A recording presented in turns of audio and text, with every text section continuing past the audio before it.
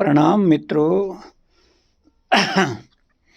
मित्रों, तंत्र जगत में ये जो शक्ति साधना है, भैरव भैरवी साधना है, आपका ये जिज्ञासा होती है हर एक आदमी की, ये जो भैरव भैरवी क्या है।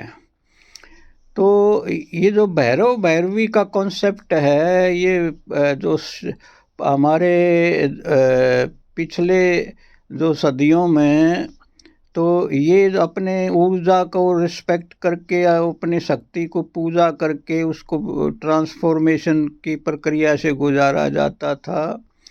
तो उस विज्ञान का हिस्सा है। तो जो भैरव शब्द का अर्थ है जो भय को हर ले, जो आपको अहंकार को खा जाए, जो आपको आपके जो लोकल सेल्फ है, जो आपकी धारणाएं हैं, मान्यताएं हैं, जो समाज ने जो भी आप पर आप आरोपित किया, उन सब से मुक्त कर दे। तो ये जो भैरव भैरवी का कॉन्सेप्ट है, आज ये विलुप्त हो चुका है और इसके बारे में आज फिर ज़रूरत पड़ेगी हर, क्योंकि अपनी शक्ति के हम अगेंस्ट हो गए हैं, अपनी शक्ति को काट कर फेंक दिया है, हम अपंग हो गए हैं।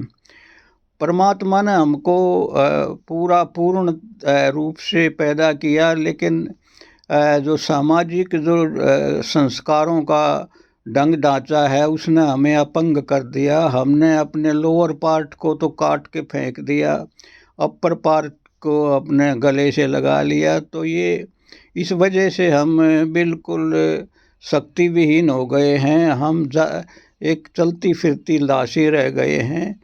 तो इस संसार में जो अलाइवनेस है, जो शक्ति है, उस शक्ति को दोबारा गेन करने के लिए ये भैरव भैरवी साधना की ज़रूरत है। आज हर एक आदमी को, हर एक युवा को इस साधनाओं को समझना होगा।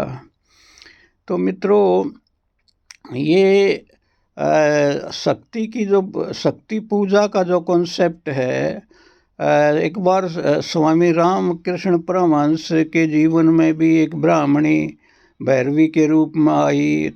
तो उसने जो फेमिनिन फोर्स है उसको वर्शिपिंग मूड से स्वीकार किया, उसको माँ का दर्जा दिया, उस फेमिनिन फोर्स को उसने आत्मसात किया।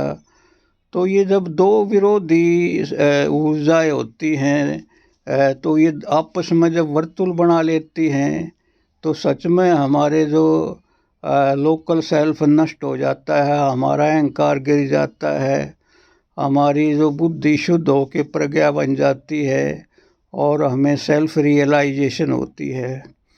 तो इस विद्या पर मैं फिर कभी विस्तार से बातें करूँगा। तब तक के लिए प्रणाम। जय हो, जय हो।